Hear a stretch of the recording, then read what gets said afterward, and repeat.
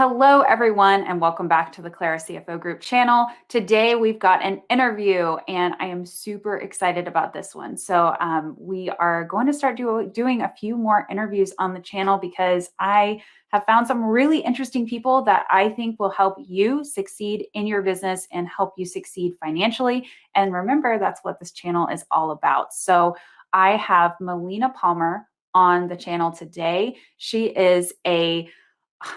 really does so much. She is a podcaster. She is a consultant. She is a author now, because that's one of the things that we're going to be talking about. She just wrote a book, which is huge. She writes for Inc. She teaches a class at Texas A&M, and her whole field of study is around behavioral economics. So she has so much to share with us today. If you don't know what behavioral economics is, don't worry. We're going to talk about that. So make sure you stay tuned. And really, she's got so many resources for small businesses, medium businesses, and large corporations. Her information and everything she's been studying has just a broad range of applications. So you guys, I just wanted to bring her on and let you know about her so you can start listening to her podcast and learning from her, because she is just got so much to offer. And then also check out her new book. We're going to talk about it in the interview, but it is launching this week. So it is called What Your Customer Wants and Can't Tell You. And if that's intriguing to you, you will definitely want to keep listening. All right. And if you want to get in touch with Melina, or you want to follow her, listen to her, what she's got going on, we're going to put all the links to all of her social channels and to her podcast and her website and everything in the description box below. So here we go. Melina Palmer from the Brainy Business. All right. Well, Melina Palmer, hi, how are you? I'm great. Thanks so much for having me. Thanks for being on the channel. I want to say on the show, but I don't quite have a show yet. Thanks for being on the show. Thanks for coming on the channel today, Melina Palmer. We are super excited to have you. And, we kind of did a little bit of an intro, kind of telling a little bit about what you do. But I have a degree in business. I went through business school and I had economics classes, but I had never heard of behavioral economics until I met you. So can you tell us a little bit about what behavioral economics is, and why we should care? Yeah, absolutely. And it is a relatively new field. And while the science it's based on has been around for decades and more coming all the time, it is becoming much more mainstream now as far as having this be taught in business school and, throughout universities. So you'll be seeing a lot more of it moving forward than what you have been in the past. So behavioral economics is essentially the psychology of why people buy and how they make buying decisions. It's part of a larger field of behavioral science, which is on all brain decisions and choices that are being made. And so the reason that the field came about and needed to exist is because over time, economists were learning that their models, which are set based on logical people making rational choices in everything they do, wasn't really accurately predicting behavior. And so instead, realizing that something else is going on, people don't do what they say they're going to do or what they want to do.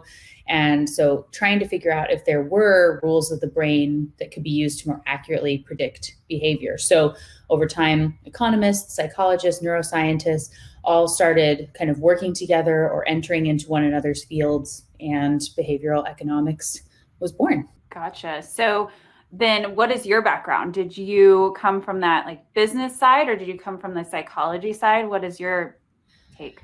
Yeah, so my undergrad I also went to business school and had a major in marketing in business administration with a focus in global studies, and then worked in marketing for a while, 10 years, I guess it's more than just a while.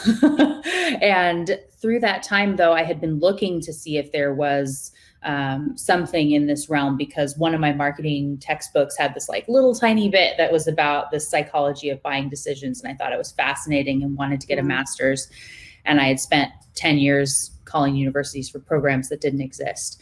So when I found behavioral economics, I went and was able to find actually a school of psychology that had a master's in behavioral economics. And so for me, while of course the economics piece is still important and a big piece of what it is that I do, I definitely approach it more from the psychology side, the marketing, brand strategy, communication. I'm an applied behavioral scientist as well, which is, you get the academic research, publishing in journals in the lab, and I work with a lab, but I mostly work with businesses on how they can actually use that information instead of just hearing, hey, we found this in a study, isn't that cool? And what I found is, businesses, people in business will think like, yeah, that is cool.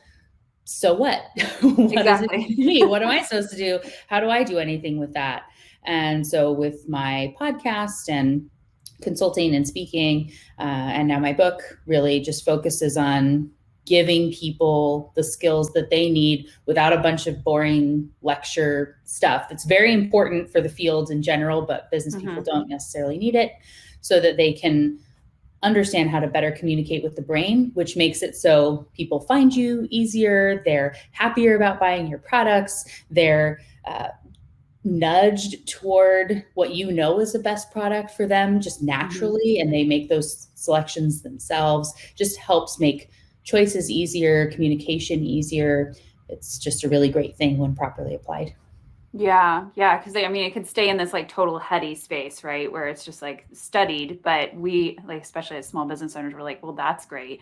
How does it make me more money? Or how does it help me be more successful? Or how does it help my brand grow or whatever? So that's essentially what you're saying, and also kind of where the direction of your book is going, right?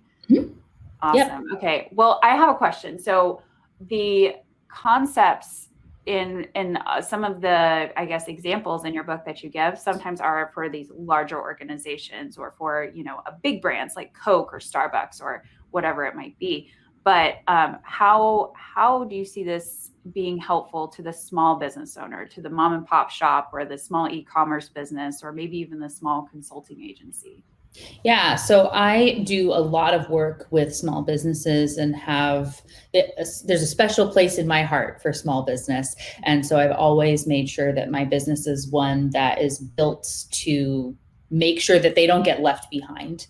So in a world of it's all people making decisions in the same way, regardless of whether you're selling gum or tax services or, or convincing people to throw away trash or to wear their seatbelt. Like it's all the same type of rules of what's happening in the brain. And so properly understanding that and applying it can be done regardless of the type of business and the scope. And I tried to have a mix of examples. And so actually one of my clients who is a female small business owner, she runs a piercing shop and sells jewelry in Oregon. And I profiled her in the book probably most extensively, but talking about how we implemented some tips about pricing strategy and how you could just do a couple tweaks here and there in the way that you have a conversation when somebody calls, the words you use and how you present options. And her tickets more than doubled of average sales after just implementing these changes without having to spend a lot of money for extra marketing or anything like that. Yeah, because the customer you already have in the store is the hardest to get. So like if you can, essentially increase that sales, that average sales price or that average ticket price for each person that walks in the door, that's fewer people you have to bring from outside altogether. So I love that. Now, what inspired you to write your book? Because your book is actually launching this week and we're super excited about it. Yay! Okay, there it is. Okay, what your customer wants and can't tell you, which is kind of funny because you're like, yeah, okay. It's all in the brain, right? So tell me the inspiration for the book and really why people should check it out. Yeah, so I've had my podcast for almost 3 years now, and funny story, I guess, would be, so like, Hannah, you were there on the day that was the deciding of like, yes, I'm going to go do a podcast. That I talk a lot on my show about, I was at this mastermind group and like one day and trying to decide what to do first. And the person putting that on had said, I never tell people to start with a podcast, but you need to go do this right away. And I said, yeah, all right. And so you did. You did. It was like, and so Melina and I have a little bit of a history. We've known each other for a couple of years. We're actually both located in the Pacific Northwest. So we've had the pleasure of seeing each other and being in conferences together. But I was so impressed with just like your trajectory so quickly. You were like, okay, this is this idea. And then you took it into like full reality very quickly. And it's taken off. You have listeners all over the world, like 160 countries and counting. It's over 170 now, actually. Okay. It's moving awesome. Up. Yeah. So great. So and that's been going on for 3 years. So you've been going on having lots of different conversations, both like just from your own brain and things that you've researched, but then also bringing in other people as well. So I'm excited to see the actual physical form of all of that come the what do you call it? The manifestation in physical form in the form of a book. Yes, me as well. It's very exciting to have something tangible that I can touch that exists. People can go buy on Amazon and wherever else. So link in the description box below. Yeah. So with the podcast and finding that there was this big gap and so in this mastermind group where when people were asking questions and I kind of kept chiming in with little tidbits where people were, then those who were in the group were like, yeah, I would listen to that. Like I would find value in that. And so that's kind of how the podcast came about. And so on the show, I have a mix of episodes where some of them is saying like, this is what loss aversion is. Here's a little bit about the studies. Here's how you can apply it. And it's an entire episode about loss aversion. And then you have some that's, the truth about pricing or the top 5 wording mistakes businesses make, where it's a combination of things. And then you also have, I have episodes that's like the behavioral economics of Starbucks. And so if you're seeing their ads and looking at the star rewards, what are they doing that you can be using for your own business, regardless of what it is, what's maybe not a good strategy for you. And then I also do some interviews. So it's a mix of things. And so taking that and kind of culling, off the top of what wanting to put together. So this is my top 16 concepts that I use most often or see most often that businesses are using and explaining how you would use them. It's like a reference guide of sorts. So the book is very much set up to be sort of a choose your own adventure, but where you can be reading. And when you read about framing or anchoring into adjustment, you get to the end of the chapter and it'll say, hey, you're going to see this come up again in part 3 in these 4 chapters. And so if you wanted to really learn more about anchoring and adjustment, you could flip then to chapter 22 or whatever it is and read about it. When you get to the end of those kind of combining them chapters, they also say some of the concepts you saw here include framing, priming, anchoring, whatever. And these are their chapters. You can go back and see them. So it's very like forward back, really meant to be a book that doesn't sit on a shelf, but that you can use. I teach applied behavioral economics at Texas A&M University. So there's this like an amalgamation, I guess, of everything that I've been doing in consulting work, with the podcast, with teaching, with people reaching out to me from around the world and saying, I get it. Where do I start? What's the big thing? Can I have a bit of a recipe to go from?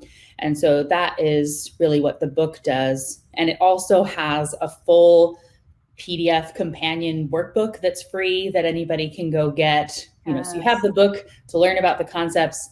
And then as you want a couple more worksheets or whatever it is to be working through as you are applying again and again, just that additional resource exists. Because for me, I just really want everybody to understand it and to use it in a way that's going to be helpful for them instead of frustrating, and that can help move the field forward for across all types of industries instead of just writing a book and having that available. Yeah. Well, and I think one of the other things I've liked about it, so I got the digital version. I've been looking at the digital version. I don't yet have my like in-person, tangible item yet, but I liked how you were, it's not just conceptual totally. It's how do you also apply this? What are some things you can think about? Because you can hear a concept, but then it can stay out here. And you're like, well, I can see how it applies to a product business, but I'm a service business. So like, how does that really apply to me? So you've given some really good tips to kind of think through this and how could you potentially apply it, which I find super valuable. And I think a lot of our small business owners are really action oriented. Like how do we take the next step? How do we move this forward? So I find the value there to be huge. Yeah, it definitely, the applying it was so important to me. And so the end of every chapter, well, in parts 2 and 3 of the book, which is 80%, I would say, of what's there, they end with this, do this little bit now, like try to reinforce a little bit of your learning. They actually have, lines you can write on in the book in many of those cases, but think about what you're doing and try this now. So then you can like retain that information better. You learn it in a different way, really trying to take that brain science and apply it to the way that the book was designed and put together. And again, there is that bigger PDF workbook that's available, but even if you just have the book, you can go through and make your notes as you go. And I want it to be one that's all Post-it notes and highlights, and that's how I like to read books. Here, mine will be like Post-it notes, and I'll have client names on it, like talk to so and so about this, like talk to so and so about this, because that's what I find a lot. So this is a YouTube channel specifically focused on small businesses and helping them succeed financially. And so what I want to kind of move into is the idea of pricing, because you have so much in pricing comes down to really more how our customers behave, more so than just what is the cost of a product and then applying a profit margin over it. I mean, that's obviously important from a CFO perspective. I need to know that whatever we're selling is profitable. But a lot of times people come to me for pricing guidance. And then I'm even having these conversations with my clients. But, really what we end up going into is kind of the more of the brain science, or what's the behavior of the customer at the end of the day, and what's the value and all these other things. So I'd like to kind of shift into talking specifically about pricing, because I mean, I know it's a big conversation. We were trying to keep this not too long today, but maybe we'll see what questions everybody has, and maybe we'll have you back to like have another conversation about pricing. But, tell me kind of the, the high level of why we should be looking at pricing from a, behavioral economics perspective. So the thing about pricing strategy is people tend to get hung up on the wrong stuff. And we do this in all sorts of areas of business. It's a concept, and life, through a concept that's known as bike shedding, where you focus on this small thing that feels so important in the moment, but is actually a distraction and a way that your brain is trying to help you to feel safe. So while we've been talking for a while now, I didn't really talk about the brain. And the most important piece of why this is so important really is that 99% of every decision that everybody's making all the time, 99% of all the decisions that you, your customers, everyone is making are done by your subconscious brain, using simple rules of thumb that help keep things moving along. When we sit down and are planning for pricing or creating a new product, or we're asking people if they would buy if we add baking soda to our toothpaste or whatever it is, and then they answer in a focus group or something, they say, yeah, that sounds good, I'd probably do that. That's all happening on that conscious level, but that's not what's actually doing the buying and what's driving the behavior. It's the subconscious brain. And so what behavioral economics does is understands those rules of the subconscious. And I've named a couple here: framing, priming, anchoring.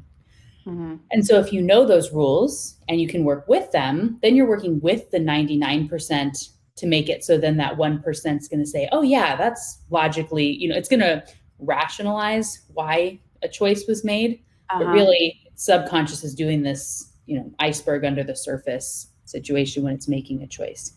But because that subconscious is making decisions based on things that have worked in the past, it really likes predictability and the status quo.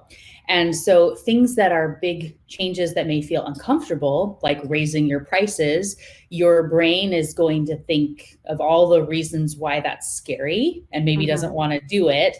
And so it's going to put these barriers around you to make you feel safe and keep you from actually crossing that finish line. And bike shedding is one of the things that it will do.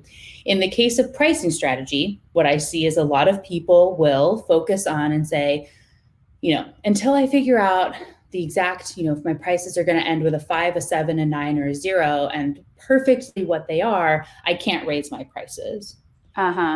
In reality, this is like the least important thing to do. And the simple rule here would be if you're a luxury item or a gift, ending in an even type of a number, the 0 essentially, or that flat number is going to work best for you. If you want to be associated with being a deal, a bargain, a benefit in that way, rounding down is great. And then pick whichever number you like the best, whether it's a 975, whatever, go with it, the end. That decision is made. Yeah. So everything else, though, that happens before you get to that price is so much more important than the price itself. And so the way you present the options, which one comes first, how you list the features, the imagery that's around it, the word choices you're describing the product, all of that is very, very much more going to influence whether someone buys or not than the specific number on the price. Yeah, I mean, you can even go into brand on that, right? Because I think pricing ends up being so much more than just like what the product is at the end of the day. It's kind of more what else has been, what's the experience that's been built up around it, what's the expectation based on what people have, maybe experienced before. For example, like if you walked into a gas station and you saw the pot of coffee and a styrofoam cup and it said coffee for $5, you would probably not go and pour yourself a cup and go and walk out of the convenience store, Joe's convenience store, with your $5 cup of coffee. However, how many of us have walked into Starbucks and dropped $5+ on a cup of coffee? So what's happening there? Because it's hot water at the end of the day. Yeah, right. Yes. So there is a lot that's happening there. I do talk about Starbucks in the book. And like I said, I have an entire episode about stuff that's going on with Starbucks, but they are making it about an experience. And at the beginning of my book, I talk about the difference between businesses and brands. And that is very important to know. And brands tie in with a person's identity and what they're about. And so if I was to say, think of your favorite brands, some, pop in there right away. Maybe it's Starbucks, Disney comes up a lot for people, Amazon, Patagonia. Whatever, Kate Spade, whatever's your jam, it's going to come up for you. But then you say, like, why are they my favorite? How did they get to be my favorite? And then to think about how you associate with them very much differently. So if they were to be sending you promotional emails, you go, ooh, they care about me. That's so nice of them that they're letting me know that if I buy 5 drinks this week, I'm going to get 50 bonus stars or whatever. Whereas if a brand that I have no association with is trying to get me to buy 5 drinks, I'm going, ugh, get out of here. You're gross. Why are you trying to be sleazy and sell me? Because we have this different association. One of my favorite quotes is from Peter Steidl, and it's that a brand is a memory. And so our associations with brands are really this compilation of all of the shared experience that we've had with them over time. And so it builds up. And it's important to know how that ties in when you go to buy. It wasn't necessarily, day one that everyone is super excited about spending $4 on coffee with Starbucks. There's a little bit of traction getting that going. But again, it's about the ambiance, the experience. They made it about more than just the coffee. And that resonated with the brain in a different way than if you're just saying, here's our silly cup of coffee. But to look at another coffee example that's using a concept called priming, which is very much tied to our senses. So our sense of smell is tied very closely in with that limbic system, which is a subconscious space, as well as, auditory and things like that. And so when gas stations were pumping the scent of coffee there when people are going to fill up, their sales, they didn't do anything else, and sales increased 300% on coffee when you can smell it. Yeah. Because your subconscious goes, "Ooh, I feel like I need that. I need that right now. I am feeling a little bit tired. I've got a lot more driving to do." It reminds you that you want that, and it makes the entire sales process easier. An ad that just says, coffee's on sale or whatever, it doesn't have the same impact as triggering that sense in the right moment where you're kind of nudgeable to go in and grab something. And so that's one of those simple rules that made the entire buying and selling process so much easier. The customer's happier. They feel good that they got something that's going to fix this problem that they realized they had in the moment. The convenience store, the gas station got additional revenue and sales. That person probably bought a couple other things when they came in if they're getting ready for a drive. And really everybody feels better from just this one tiny little change. Right. And it's just like, it's just changing like the ambiance of the place, and it's changing like one tiny little thing that doesn't necessarily, like, you can still choose whether or not to buy coffee. It's not like because we're not sending subliminal mind messages that are Right. like forcing you to somehow mindlessly go and buy a cup of coffee. It's just, oh, I like the way coffee smells. Oh, that's triggering, maybe a cup of coffee. Actually, yeah, let's get a cup of coffee. Right. It's that like that the brain is just doing that because it has been subconsciously, triggered, and it's all of a sudden causing, getting the cup of coffee in your car and driving away. And I think that's the really interesting thing about this is it's not like we're trying to trick anybody here into buying anything. It's just like reminding people this is available. And, whether or not you need it or you want it, like that is ultimately up to the customer at the end of the day. Right. Yeah. And so one of the really fundamental pieces of behavioral economics is that we work with what is called a nudge. So helping people to see a best choice for them, but they still have free choice and can do whatever they want. Someone who doesn't drink coffee isn't going to be persuaded by that. Someone who doesn't want it has no need to go in and buy if you're in a rush or you already have a coffee. There's no reason that it's problematic, right? Right. When you get into a forced situation, we call that a shove. And that's something that we stay away from. And then when it feels sleazy and kind of gross, if someone was trying to get into a manipulative space, we call that sludge. So we stay away from sludge and shoves and just work in nudges. And in general, the field is really good about ensuring that it is helping people to make a best choice for them without being in that kind of yucky, manipulative or unethical territory. Right. Yeah. I really like the kind of discrepancy there because, ultimately at the end of the day, if we run businesses, we do want to have it be successful. We do want to make sales. We do want to do that, but we don't, most people don't want to take advantage or take somebody's money who shouldn't be buying something or anything like that. But I think none of these concepts are, speaking that way unless you're using them in that, manipulative type of way. But I think it would be even sort of hard to do that with some of these concepts because, it seems like you have to be very intentional about, how you're thinking about it. And ultimately, like you're just trying to say, I have a product at the end of the day, and how can I get it into the customers that really want it? You know, Yeah. And I think that's just what we're trying to match here. We have a product, who really wants it? And Right. like, how do they know that they want it unless they know it's there, unless they know it's available? And that's kind of what we're doing here. Yeah. I've worked with people from large global corporations to entrepreneurs and everything in between.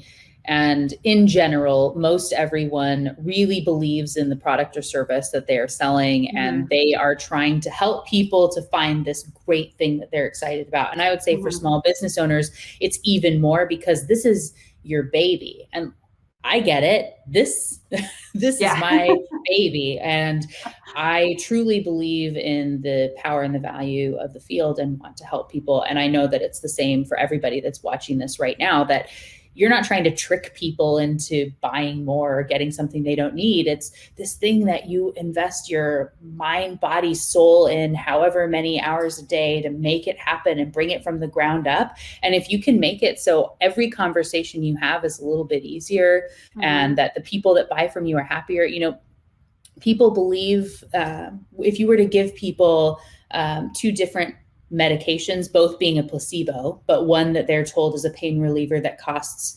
$2.50 each, and the other one they are told is a 10-cent each for the pill, they believe that the more expensive one worked better for them. It's more likely to feel like they got value out of that. And where people say, oh, people do more when they've invested more.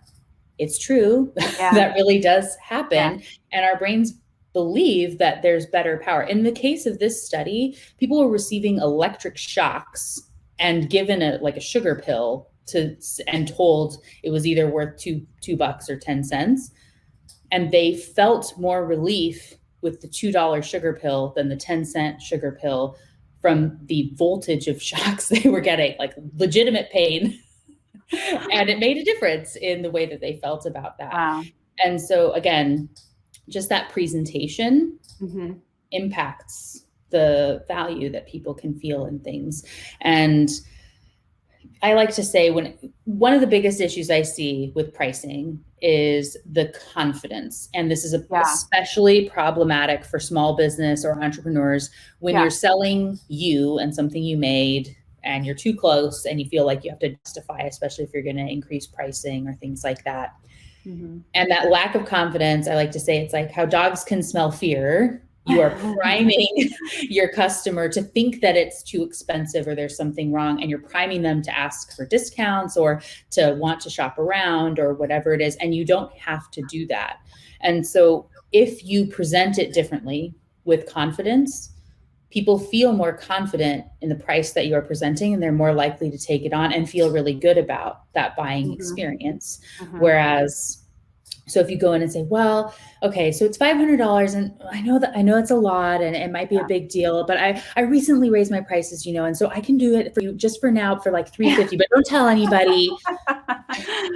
I know you're laughing because we've all been through this. Because also it feels a little too close to home in my own personal experience of my entrepreneurial journey. Yes. Right. Yeah. So that makes someone, they didn't even ask you for a discount. They might have thought $500 was reasonable. Like you just like, blah. Yeah. You were trying to talk them out of buying from you by essentially telling them that it was too expensive. Right. But I think like what that does to them is obviously it's triggering that you don't think it's worth it. And that's obviously not what we want. Right. And then it's also like taking away that confidence of like, wait, maybe I shouldn't be doing this at all. And so it just makes the whole situation feel kind of gross too. Right. And because I've been there, I know exactly how this feels. And then that person thinks, I'm going to go look around and maybe I'll get back to you. That is also a sign that you're giving too much, too many choices. Our brains can't handle too much at once. And so if you try to throw everything out at them of like, these are all the color options and we have this and I have 25 different packages to choose from and here they all are and ta-da, like, okay, I'm going to go think about that and I'll come back someday. And someday never really comes. Whereas if you say, we've got package A, which is a $5,000 option in which most people that choose this go in this direction. We also have a $3,000 package, which has A, B, and C. And, most of our clients pick this one. It's a best fit for them. And I think that is probably a really good fit for you as well. And we have some other options available as well. How would you like to move forward? Which sounds like the best fit for you? Mm-hmm. Yeah, quiet. Wait. Yes, that's kind of been a game changer in my business. It has been me coming up with my own packages and simplifying it down to like, really, I think my customers or my clients need this, or this. And yes, I could do all these other things, but really on the service that I provide is simplified down to 3 options. Mm-hmm. And that has made the sales process so much easier, because most of the time people are really looking to like be directed and to be like, if they're coming to you as an expert, like if you're in the professional services or, any type of consulting service, usually people are coming to you because they're looking for help, and they don't necessarily always know, I know exactly all the things to fix my problem, because if they knew all the things to fix their problem, they would have fixed their problem. Exactly. So like as service providers, we're trying to like come in and be like, this is what we've identified as experts. And we want to instill that confidence in them by also being able to say like, we are experts, and like, this is why we're experts, and this is, part of that, having that pricing discussion is a huge thing. My question to you is, how do you feel like, is there a behavioral economics concept around showing your pricing versus not showing your pricing? Is that a thing? Well, so there would be multiple concepts that would be involved in that. And in general, it's like looking at what makes sense for you in what your business is. So if you are trying to have a business in which people can just buy things and you don't have to be using a bunch of time selling them on it, showing your pricing is, of course, important. And if you're also trying to clear the field a little bit so you can get rid of people that aren't going to be able to invest in what it is that you're selling, and you're not wasting time on a bunch of calls for people that want something for $5 that costs $5,000 or whatever it is, then there's some value in that as well. You can also use the same technique of priming to use a word like investment throughout your language on your website that would say this, when you choose to make this investment in yourself and your business, that's priming someone to think that I'm going to spend something to do this, without saying, hey, it's expensive, which doesn't feel and so being able to have that shift makes a difference.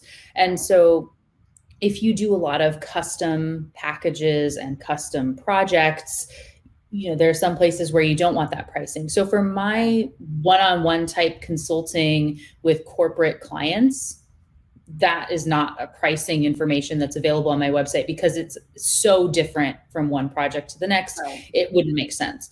To get one of my courses, it is the amount it is. You can just buy it in a DIY. There's no need to have to talk to me about it or to buy a book, right? Like those, so that you can have a mix of what makes sense for each one, but you want to think about each strategy individually and then how overarching does it work. One note, just because people have not yet bought from you without having to talk to you first, doesn't mean that your business, service, product approach has to have a conversation with you for people to buy. There are ways that you can be communicating that you just haven't done yet that will make it easy for someone in the same way as if they were having that conversation with you. So when I work with clients, I'll talk about, you had this consulting, like somebody calls and you do the discovery call and you can tell like they're hung up on this, where you say like, oh man, I closed 9 out of 10 if they call me and nobody ever buys otherwise. So they have to call, is something people might say a lot. And that's not true.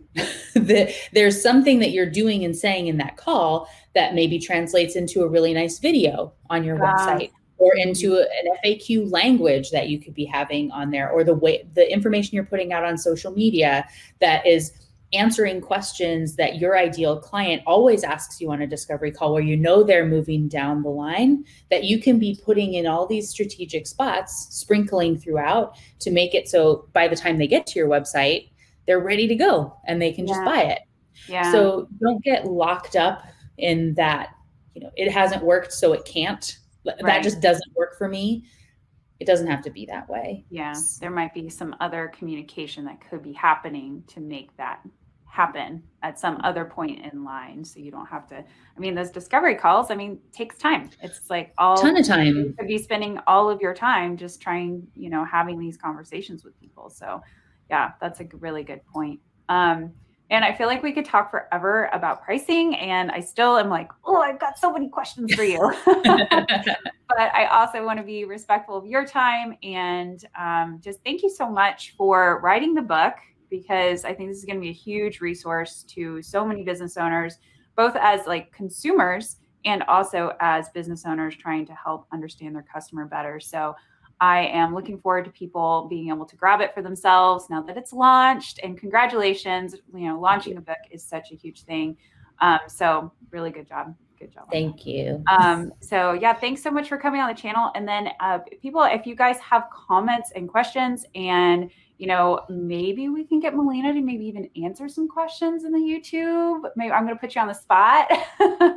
But if you guys are watching this, put them in the first 24 hours of the video, because we pay attention and we read all the comments, but we can only commit to answering so many of them. So try to get them in the comment section within the first 24 hours, you guys. Okay. All right. Well, thank you, Melina. Really appreciate it. Talk to you soon. Absolutely. Thanks so much for having me.